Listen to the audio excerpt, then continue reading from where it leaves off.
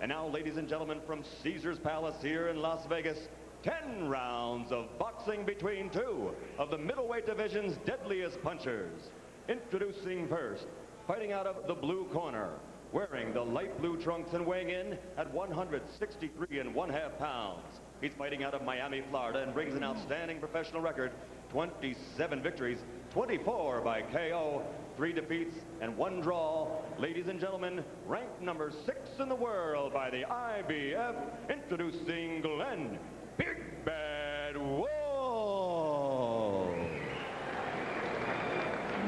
And his opponent across the ring in the red corner, wearing the black trunks with red trim and weighing in at 164 pounds.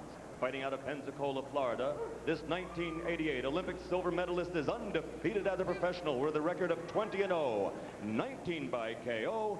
Ladies and gentlemen, ranked number 2 in the world, Roy Jones Jr. All right, baby.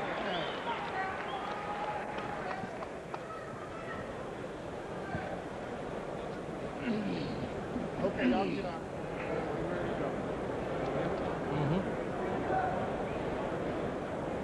Okay, gentlemen, I've given you both your instructions prior to this fight in your respective dressing rooms. I'm telling both camps right now, I'm recognizing this as a legal punch since Mr. Wolfe's trunks are high. Roy's are okay. Obey my commands at all times. Good luck to both of you. Everyone wants to know, can Roy Jones restore the glamour of the middleweight division? We should get a clue tonight. Remember that Glenn Wolfe, in 31 previous bouts, has never been knocked down, never been knocked out. Of Roy Jones's 19 knockouts, 15 have come within the first 5 rounds. His bouts average a little under 4 rounds per outing.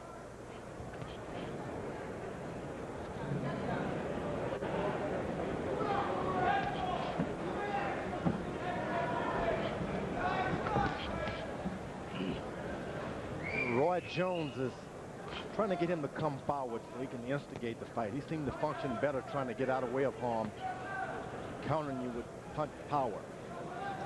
Doesn't like you using the left jab. Good right hand. If he just stays back, the history of the thing seems to indicate that Wolfe will come to him. Wolfe is a relatively active middleweight, likes to throw about 80 punches per round.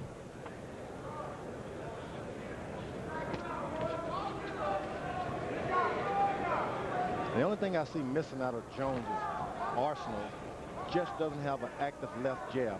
He's got proper height, proper power, but he doesn't use the jab a lot, only to instigate a right hand.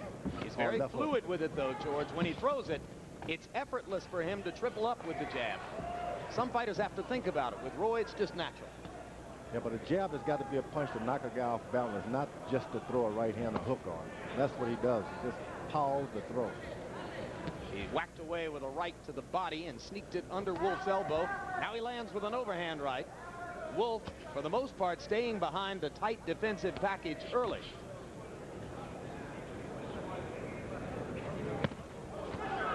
Short left inside, and Wolfe is stunned. And the right over the top, and now Wolfe is holding on. Glenn Wolfe has never been knocked down, but he's probably never been in against a 160-pounder with the power of Roy Jones.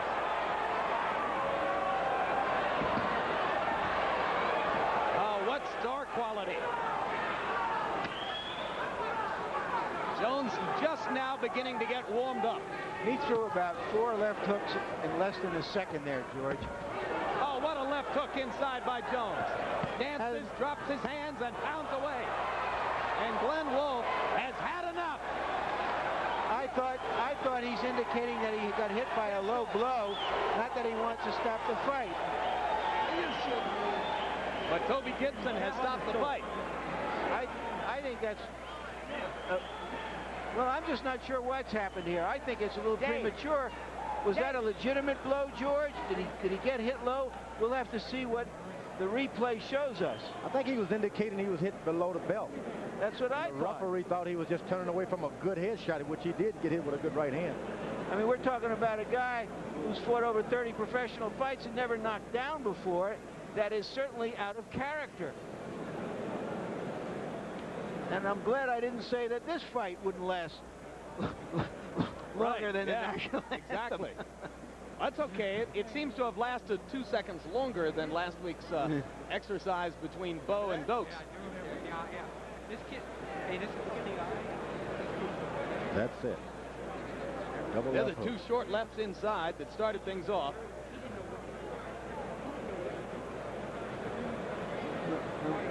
Let's see if we can find this punch that hurt Wolfe. Was it a legitimate punch? In the body. It was not below. No, that was not low. It was not low, but he tried to indicate that to get this rest. Well, it looked like all along that Glenn Wolfe had a concrete jaw. Now it turns out he had a glass stomach. Or a glass liver.